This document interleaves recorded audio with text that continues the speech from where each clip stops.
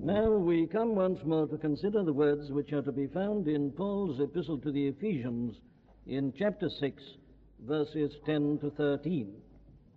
Finally, my brethren, be strong in the Lord and in the power of his might.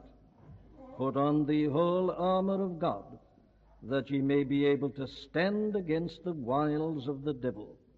For we wrestle not against flesh and blood, but against principalities, against powers, against the rulers of the darkness of this world, against spiritual wickedness in high places. Wherefore take unto you the whole armor of God, that ye may be able to withstand in the evil day, and having done all, to stand. We return, I say, to this most important and most interesting statement, because the apostle, here at the very end of his letter to the Ephesians, impresses this upon their minds with unusual force. And he does so, of course, because this is one of the great problems, if not the greatest problem of all in the Christian life. This battle which we all have to wage against the powers of evil, the devil and the forces that follow him. We've been looking at it a number of Sunday mornings, and we have seen something of the origin and the nature of these powers. And then we've gone on to consider how exactly they work and how they operate. And we have seen that they work even upon nature, that they have power likewise over the minds of men, and over our moral natures, and even over our bodies. This is clearly taught in the Scripture. And then last Sunday morning we were looking at it a little more generally, as we see the influence of these powers in the nations. It's to be seen clearly in the history of the empires and nations in the Bible. It's seen outside the Bible. We were considering the causes of war and what the Bible teaches with respect to the duty of Christians in such a situation, and then the final confidence which the Bible gives us with regard to the ultimate outcome of it all. Well, now then, we continue this morning, and we are still dealing with the way in which these powers work, or if you like, the manifestations of these satanic, evil, devilish, unclean powers and forces against which the apostle warns these Ephesians, and through them all of us. It's no use considering how we are to fight these things unless we are aware of something concerning their nature and the way in which they tend to operate. And so we have to come back again to this morning. Now, the subject can be summed up very generally under the title of the designation of demonology. That is the term, the technical term that is generally given to such treatments or to such considerations of this subject, demonology. Now, it's a very large subject. There may be some in this congregation who are wondering why in a Christian service this matter should be dealt with at all. Are we animated merely by a sense of curiosity or a mere intellectual interest? Well, I can assure you that we are not. There are many who take up such an interest, and it's a very fascinating study. This whole question of the occult and this great question of psychic phenomena. There's a great deal of attention being paid to that today. But we are not interested in it from that standpoint at all. We are interested in it merely as it affects us and our Christian life and living. Why then are we looking at it? Well, the first reason is this, that there is a sense in which we cannot truly understand the Bible unless we do this. There are so many references to these things in the Bible. Take what I read this morning from the book of Deuteronomy. It's but one of a large number of examples that I could have taken. Take your book of Daniel. You really can't understand that book and realize what God enabled Daniel to do unless we know something about these astrologers and wise men and seers and so on, who were called by the king of Babylon to try to solve the problem of his dreams. The references are so constant, I say, in the Old Testament and in the New, that there is a sense in which we can't read our Bibles intelligently unless we know something about these forces and powers. But then I can add to that this, that according to the Apostle's specific teaching at this point, to be unaware of these powers is to mean almost for certain that we shall be defeated by them. Ignorance is one of the greatest causes of stumbling. And there are so many people who are ignorant of these things that they become their innocent and unconscious victims. In other words, it is essential that we should know about this, and I'll give you a further reason. We are told in the Scriptures to prove and to test the spirits. We are told that there are two types of spirits: the Holy Spirit, the angelic powers that are still subservient to God and who do his behest. But there are evil forces and powers and spirits who are extremely able. The Apostle Paul tells the Corinthians that the devil is able to transform himself into an angel of light. He's as subtle and as clever as that. And we are all exposed to false experiences. We are surrounded by the teaching of various cults. Heresies are always ready to insinuate themselves. So nothing is more important than that we should be able to test and to prove the spirits. Every spirit is not of God, says the Apostle John. Hence the importance of knowing something about these evil forces and powers. It's not a matter of intellectual curiosity. It is something which is essential to the living of the Christian life. But then, in addition to that, you cannot read about the pagan nations which were surrounding the children of Israel without coming across this. It was the characteristic of their life that they dealt in these things and were subject to these powers.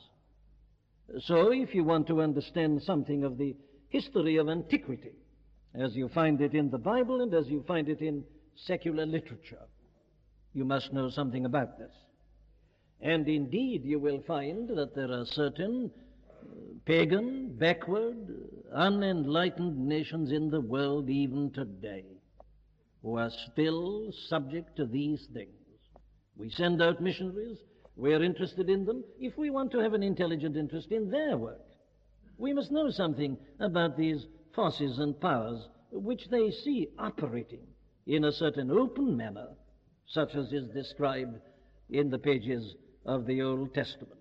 So it's essential for all these reasons. And then you will find also that it's a prominent feature in the history of the Middle Ages particularly. You read your secular history books and you read about the attitude of witchcraft, which continued even until the 18th century. And in order to have an intelligent interest in a thing like that, we must know something about it. Much of the life of the Middle Ages is to be understood, I say, in the light of these beliefs and ideas and creeds and influences and powers that were then so manifest. But, and this is to me the most important reason of all, there are certain tendencies which are becoming increasingly evident and obvious in this modern world of ours that compels us to consider these matters. This new interest in astrology and in Spiritism and various other cults and false teachings and doctrines of devils, as the Apostle Paul calls them. There is no question but that there is a marked revival of interest in these things. And as Christian people, we are subject to them. They're so specious. They're so spurious. They come and they make a pretense of being friends. Now then, I say, as we value our souls and the health of our Christian lives, it is imperative that we should know something about these matters. Very well. It's a large subject, I say, and I don't want to spend too much time on it. I'm merely going to give a kind of bird's-eye view of some of these manifestations of the power of these evil forces. And it seems to me that the best kind of classification is something like this. Let us look first of all at the general activity of these evil forces and powers. Then we can go on and look at their unusual activities. Then we can consider voluntary submission to these powers. And lastly, involuntary submission to these powers, or if you prefer it, dominance by these powers. Now, I've attempted that classification. It's extremely difficult to classify this subject. There are various books that deal with it, and they all have some sort of a classification. But it's quite clear that you can't have any watertight divisions between these various groups. One tends to pass over into the other. We can't help that. As far as I can work it out, this seems to me to be the best kind of classification of the subject. Now then, let's take this first one.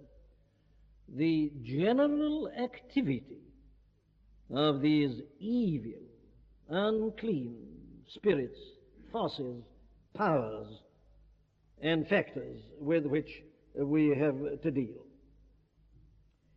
Now, there is one thing which is common to all these different ways in which these powers of evil work.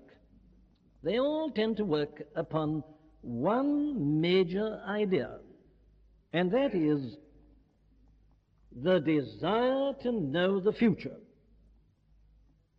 That seems to be innate in the human race. We want to know the future. What's my future going to be? Am I going to be happy? What's going to happen to me? Now, that is innate in human nature. I have no doubt it's entirely the result of the fall of man. Man, as the result of sin, is dissatisfied. He feels he was made for something bigger, something better, but he hasn't got it. There's a dis-ease in all of us by nature. And this particularly applies to the future. We want the future to be better. We want it to be brighter. We want it to be happier. The human race is always looking ahead to the future. And now these evil forces and powers, being well aware of that, of course, begin to play directly upon it. They stimulate it. They encourage it. And they do so by claiming to be able to foretell the future, to forecast the future. And indeed, they will go further and claim that they can even influence the future and determine the future. And it is in this way that they have exercised such a tyranny over the lives of individuals and nations in past centuries. It is by doing this, you see, they're able to dominate the life of people, because they feel that having this force and this power, well, we must placate them, we must please them, we must observe them, and we must obey them. And so they exercise this evil, this malign and nefarious influence upon the human race in sin. Very well, that is the general characteristic. But let's glance briefly at some of the particular operations of this influence and this power. First, you have a kind of being that is described as a seer or a soothsayer. Here is a type of individual that claims this hidden occult knowledge, this ability to know things about us and to know about the future. There where you read about them constantly in various books of the Old Testament. Such people, soothsayers, wise men. Some of them were called prophets and called themselves prophets. Now they made a livelihood out of this. It was their business. They claimed this exceptional power, and thus they became known. And people went to them and began to consult them. You see, the whole thing is so obviously the result of sin. Sin leads to an inordinate interest in self, self-centeredness, self-importance. And it's because of that we want to know what we are going to be, what's going to happen to us, what great good fortune is coming, and all the brightness of our future. Now, these men claim, and these women claim, that they have this ability and power. The modern form of this, of course, is what is called fortune-telling, and all that goes under the heading of clairvoyance and so on. It's all a claim that the future can be foreseen, foretold, catered for, certain things prevented, and so on. And under this category also, we've got to put what are called psychic phenomena. There are certain people who claim that they have what are called psychic powers. It's not something that they develop, it's not something that they produce, they find they've got it, they say. And let us grant and admit this, that there are certain people who most definitely have unusual and exceptional powers. There's a great deal of attention being paid to this today. There are what are called extrasensory phenomena, ESP, or what some call the psi phenomena. These have been investigated in a very scientific manner. People who can tell the number of the next card that is coming, people that can tell what a man is thinking at a distance, mesmerism, all these things, telepathy, the awareness that some people have of what is happening to somebody dear to them or maybe at the other end of the world. Now, that's the kind of thing about which I am speaking. There have been people who have claimed to possess and have undoubtedly possessed these powers throughout the long history of the human race. But you notice that I'm putting them all under the category of demonology, because that is what the Bible does. They have an appearance and a veneer of scientific learning at the present time. I'm not disposed to criticize the investigation of these things. Indeed, I think there's a great deal to be said for that, only on condition that we've got some standard by which to evaluate. And the tragedy is that so many who are evaluating have no standard at all. In other words, they haven't got the standard of the Scriptures. For the Scriptures prohibits all these things, as we saw in that quotation at the beginning from the book of Deuteronomy. Well, now then, there is one great category. And as you see, this is something which is obviously returning as an influence in this modern world of ours. Then take a second big heading, astrology. Here is a very ancient cult again, astrology. What does it mean? Well, in its essence, it means this, that it is believed that our lives are influenced and determined very largely by the influence of the stars and these heavenly bodies upon us. Now, there is no doubt as to the origin of this. It's sheer paganism. You see, it reverts back to this, that every one of these stars was a god, a divine, a heavenly power. And each one of them was able to influence the people in the world. The stars are above us, you see, they're looking down upon us. So primitive people in sin, sunk in the degradation that followed the fall, they began to think that these were gods. Now, they don't all put it as crudely as that today, but the foolish, childish, pathetic notion has persisted that somehow or another these have an influence. So it's very important to know under which star you were born, which month you were born. It's going to influence you, determines your character. And there are people who rush avidly to certain popular newspapers just to see what's going to happen to them this day, all determined by the stars, by these influences. Astrology is returning, obviously, in popularity, and people are making fat livings out of the exercise of this extraordinary, pathetic, and crude belief. I leave it at that. But what is so interesting is that in an age like this, which claims to be too intelligent to be Christian, and which is rarely faintly amused at people who still go to places of worship, people who claim sophistication, are so many of them turning to this kind of thing. It's astonishing to gather people of eminence and of ability who really believe something in this. It just shows you the emptiness of the soul apart from God. How man in sin and in his disease will clutch at anything which seems to give him a hope and a sense of security. And then the next I would refer to is what is generally described as black magic. Now you'll find that in the story of Egypt, in the time of Moses. It's something that was in the life of all the ancient nations. You get it, I say today, in pagan lands. What does this mean?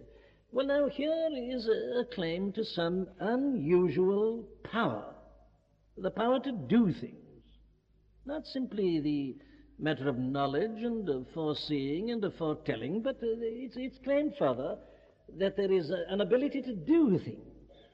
Now, magic, ordinary magic, is cleverness, it's ability, it's subtlety in manifestation, but black magic goes beyond that. It claims that it is given a power by some unseen spirit, some unseen influence. Now, witchcraft comes under this heading. You notice that it was one of the things listed by the Apostle Paul in Galatians 5. It's one of the works of the flesh, witchcraft. It was a terrible problem in the ancient world. It is becoming a great problem in the modern world. It was rampant, of course, in the Middle Ages. Now, what they claim is something like this, that by the use of certain means, sometimes a stick, sometimes a crystal, and sometimes the organs of various animals, they are able to arrive at a knowledge of matters of vital interest and importance. Let me give you one quotation from the book of the prophet Ezekiel. Ezekiel chapter 21, verse 21. For the king of Babylon stood at the parting of the way, at the head of the two ways, to use divination. He wanted to know what to do, so he stood at the parting of the ways, and there he used this divination. He made his arrows bright. They sometimes used arrows or sticks, and it depended, you see, which way these went. They believed they had to let them loose, and then these powers would determine the direction. It's like turning a wheel. It's like spinning something, and it stops at the right point. He made use of these arrows. He consulted with images. Here he probably used mirrors, or he used something which had belonged to some person now dead who had claimed some unusual occult power. And then the last thing we are told about him is this: he looked in the liver. In other words, it was believed that some extraordinary power resided in the liver. So they would kill an animal and get out the fresh liver, and by use of this liver, they claimed that they received this power and this instruction and this knowledge. Now, this has persisted throughout the centuries. People have believed in the magical power of different organs of the body. And so you take them from an animal and you apply them to a person and you get rid of a disease or you get rid of a spell and so on. Now, that's a part of witchcraft. They claimed this superhuman power, claimed to be able to travel from place to place without walking and without running and so on. And furthermore, they claimed that they could influence others, that they could cast spells upon animals and upon human beings and upon even inanimate objects. Why am I giving you all these details? Well, here's one reason. These are the kind of things that have held the human race in bondage.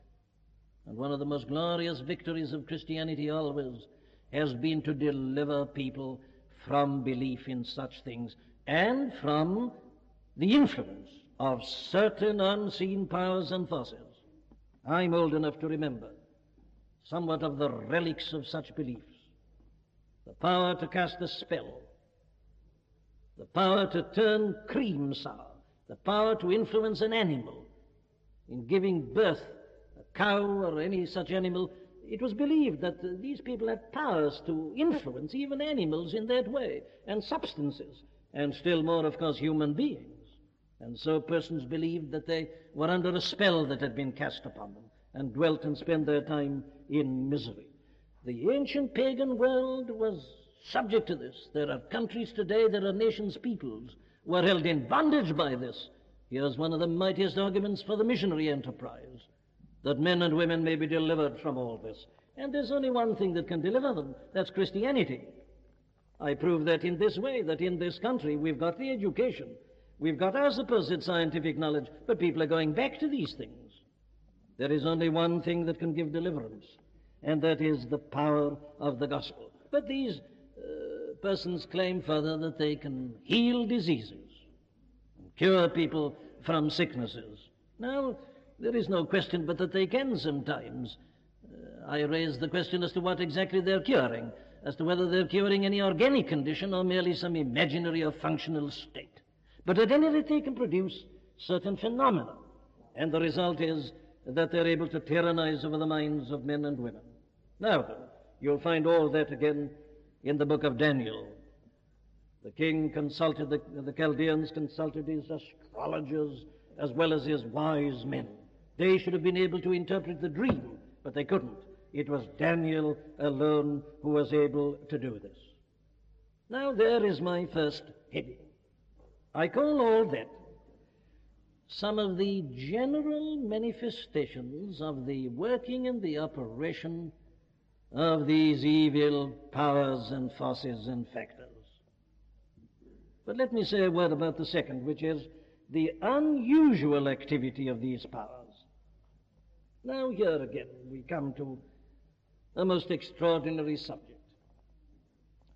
What am I referring to? Well, I'm referring to things like this. You'll read about them occasionally in the newspapers, and sometimes they can be a very real problem.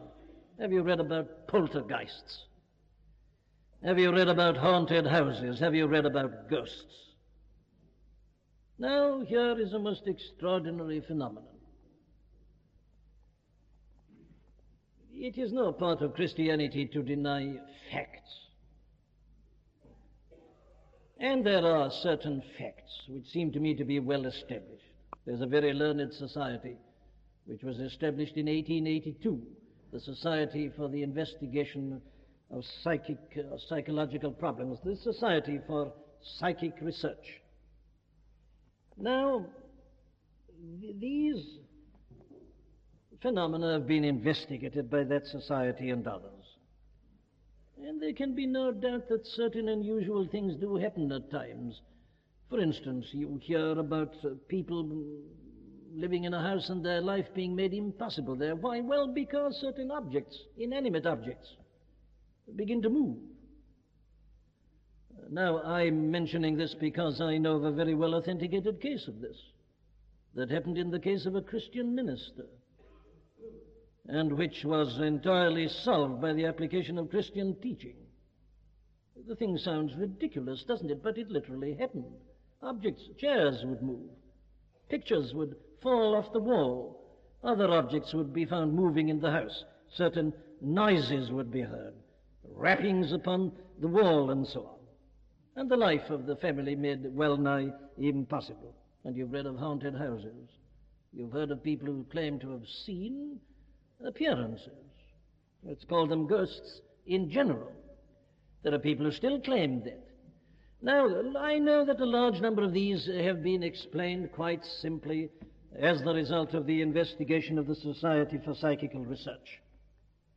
But there is always this residuum that they cannot explain, and which they, as men of science, are prepared to grant is beyond their understanding.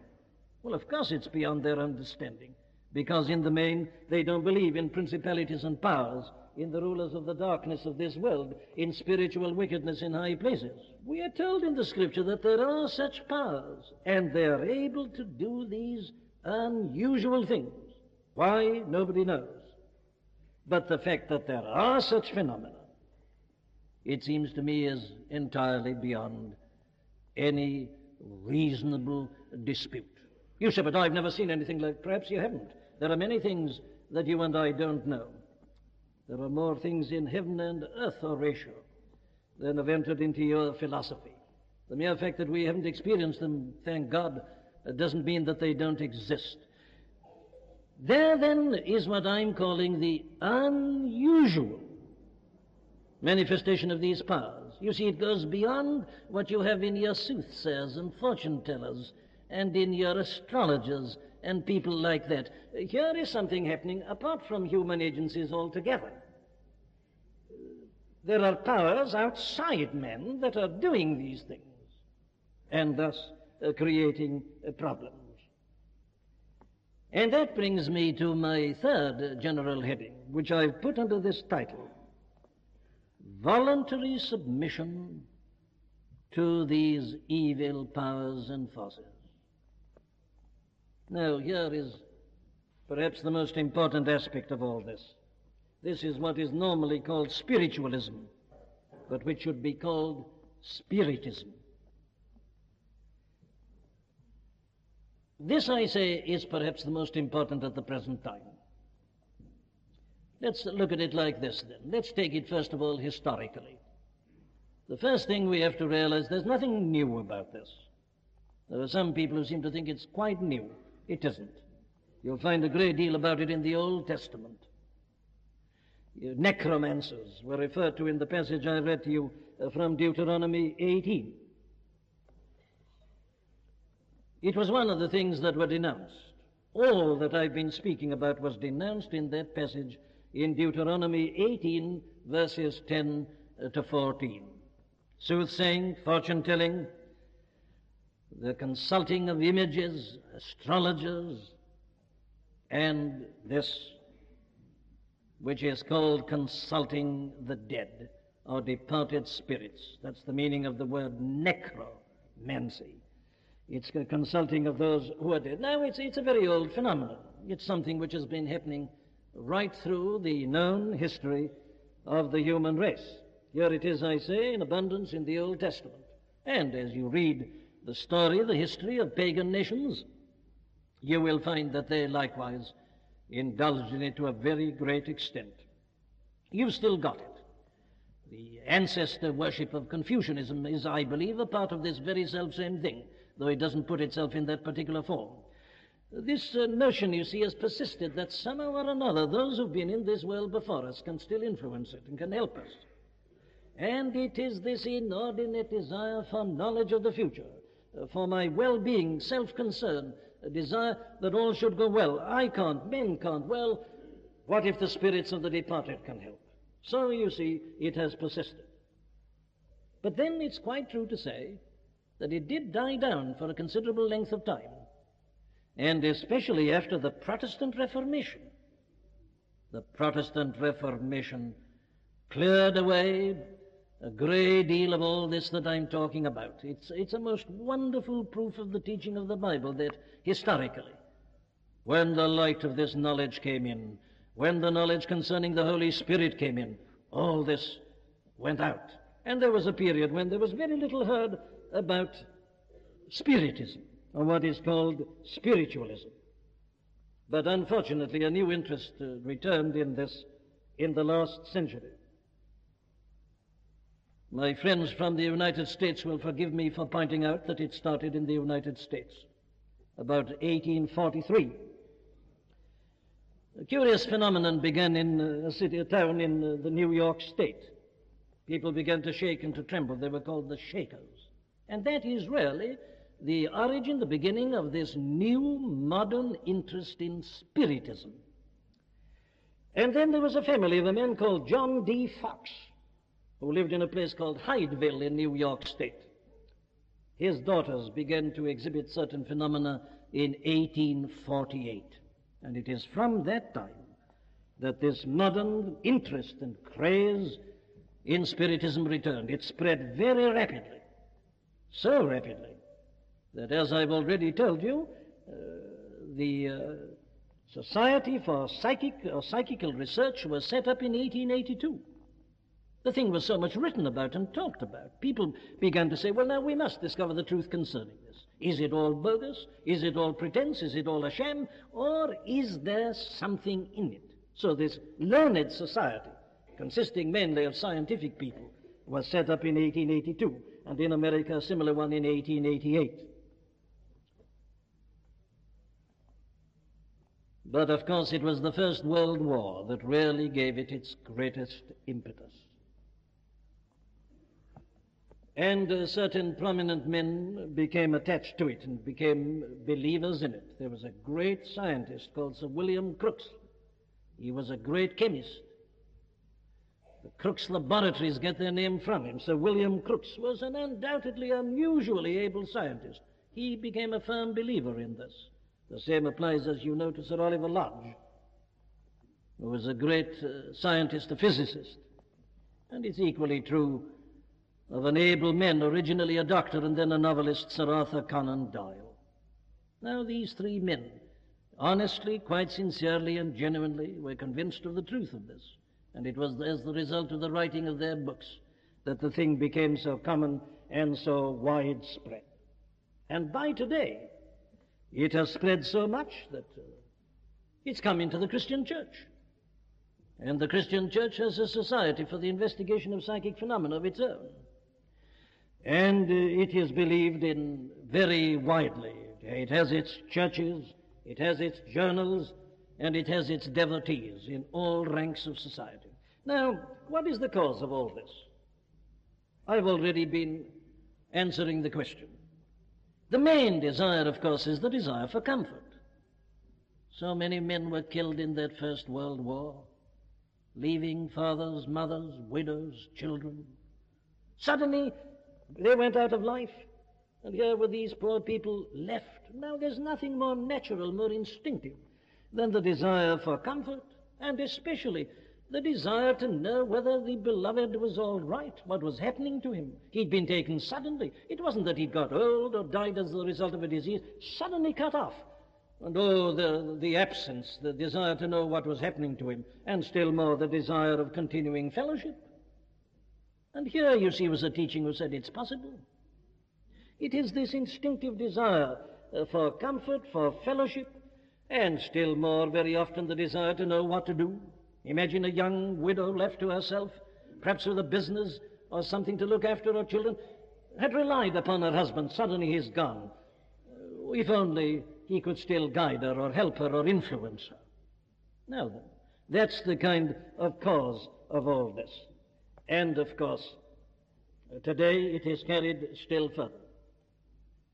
It's my duty to put these things before you, because there is this society, I say, in the Christian church, the secretary of which is an ordained clergyman in the Anglican church, who doesn't hesitate in a book that he has written to say this, that a belief in this is more or less essential if one really wants to understand and believe the Bible. He says in that book that he was trained as a theological student and trained to dismiss most of the Bible, didn't believe it, especially everything that savored of the supernatural. He was a typical liberal modernist in his theology. But now that he's become a spiritist, or what he would call a spiritualist, he's come to understand the Bible in a way that he never could before. As a student in his theological college, he was told to ridicule all he read in the Old Testament about angels suddenly appearing to Abraham or to Jacob. Angels, no such things as angels. But he says now, of course, he has no difficulty at all. In his spiritualistic circles, he's seen materializations. He has seen appearances.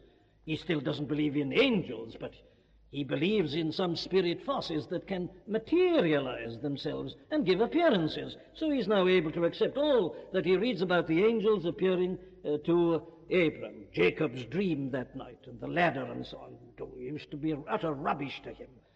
And Jacob struggling with the man at Peniel, just an overwrought imagination.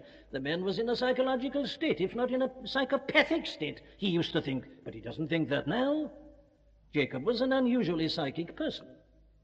And these persons have this power of producing these materializations. There was undoubtedly some personality there with whom Jacob struggled. He can accept it all. He used to dismiss it. But thanks to Spiritism, he can now believe it and accept it all. Take the question of prophecy.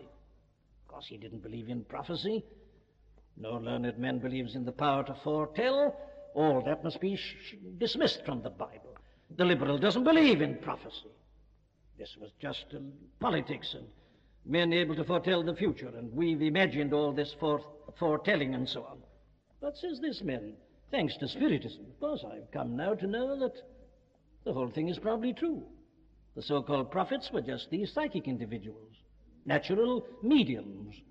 And they have this ability, there's no question about it. They say, we are getting it today. There was a recent symposium in a popular newspaper. Somebody was good enough to send me the cuttings of them all, which just says that all this is happening now. Men are able to give information. So he says, you know, the Spiritism has brought me back to accept what the Bible teaches about prophecy, and so on. But of course, it becomes most serious of all when you come to our blessed Lord himself. For here their teaching is that the same thing was true of him, but to an unusual degree. He was an exceptionally psychic person. He had the ability of communicating with the unseen realm more than anybody else. Hence his authority. Hence what are called his miracles. Hence his power to foretell, and so on. And they say the same about Pentecost. What happened at Pentecost was that these people suddenly entered into this psychic state, some of them in particular, and all the powers claimed for the apostles. They would say, well, nothing but this extraordinary power that these people have. And they would explain the subsequent events in the church, revivals, and unusual persons with unusual preaching power and various other gifts along the same lines. And furthermore, of course, they go on to tell us that if we only believed this, we'd get rid of many of our problems. Why? Well, these are their claims. The claim is, you see, essentially this, that through these people who are called mediums, these people who are born with these innate, extraordinary powers, you can communicate with the departed dead, with the souls of the departed dead. Perhaps your own loved ones, perhaps somebody else whom you don't know, but who has gone and who is still interested in this world and ready to help it. And these departed spirits come to us and help us, they say, in different ways. You read about table rapping, messages given. A man hurls a pen in his hand, just lets a pen rest upon his fingers. He's not even holding it, and a message is written. He's not writing it. He doesn't know what's being written even. But that pen is being used, it's simply resting, and there a message is given. Now, you may have read about all this. And then they claim they get direct messages from these different mediums. And what is the value of all this? Well, they say it gives us information about the state of the beloved, about their condition, what's happening to them, how they're living, life in the unseen realm. It also gives us facts about ourselves. It helps us to know our own future. It warns us against certain dangers, and it helps us to answer problems. There's a very well-known spiritist who claims that he's able to heal diseases. He says that he is controlled, if I remember rightly, by the departed spirit of the great Pasteur, Louis Pasteur, the man who really started the whole science of bacteriology, the real first discoverer of germs. This man claims that the departed spirit of Louis Pasteur gives him information, enables him to diagnose a patient. He's not a trained medical man. He's given the knowledge, he says, by Pasteur, and is likewise enabled to produce this healing. And finally, they say that it is possible even for these departed spirits to appear before us, materialized, so that you literally see them. You really see, and this is where the thing is so subtle, because they claim this must be an absolute proof that it is the very person whom you're longing to see. The materialization of that spirit takes place. A kind of spirit, astral body is formed round the spirit so that you see and you recognize the person. Well, there it is. I've simply stated the case for it this morning, and we've got to leave it at that point for this morning. This is one of the things that is denounced in the Scriptures from beginning to end. But it isn't enough just to say that. God willing, I hope to go on next Sunday morning to give you the scriptural answer to this in detail, as far as we can, and to produce the reasons and the arguments why, as Christian people, we should not only touch this kind of thing, but we should also be aware of it and be careful, be forearmed. We wrestle not against flesh and blood, but against principalities and powers, against the rulers of the darkness of this world, against spiritual wickedness in high places. Is the world going back to this kind of bondage? There are evidences that it is. And that in all its devilish subtlety, it is trying to insinuate itself even into the Christian church. There are well-known popular names connected with all this, which say that at last they understand and can believe in the resurrection of Christ and his post-resurrection appearances. They never used to be able to believe this, and they always used to say it was nonsense. They said he didn't rise literally from the grave, and he didn't come into the room and appear to people. But now they say, thanks to these spiritist phenomena, they can believe this. Of course Christ came into the room where the disciples were gathered together. The doors and windows, as it were shut. He appeared to them. Of course, these spirit bodies and these materializations, they can do that sort of thing. So they now claim, you see, that they believe in the post-resurrection appearances. But it's a lie. It's not what's taught in the Scriptures. It's not the same thing at all. It's this counterfeit of the devil. It's these powers, these forces, counterfeiting. Very well. You see why it is important for us to know something about these things. It is ignorant Christian people who become the dupes of these things. Suddenly they're bereaved. And somebody comes along and says, I'm a Christian like you, look here. I can give you great comfort.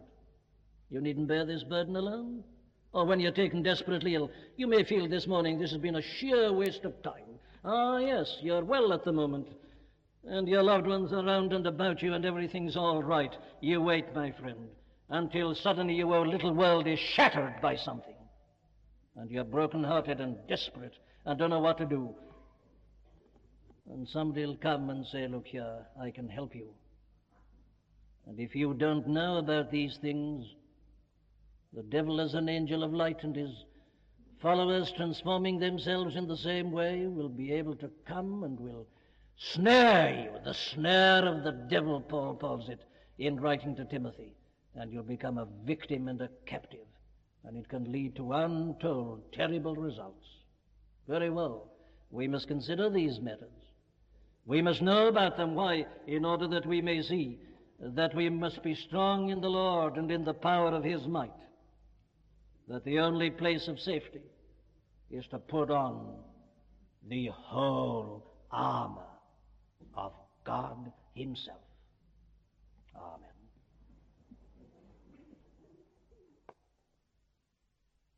We do hope that you've been helped by the preaching of Dr. Martyn Lloyd-Jones. All of the sermons contained within the MLJ Trust audio library are now available for free download.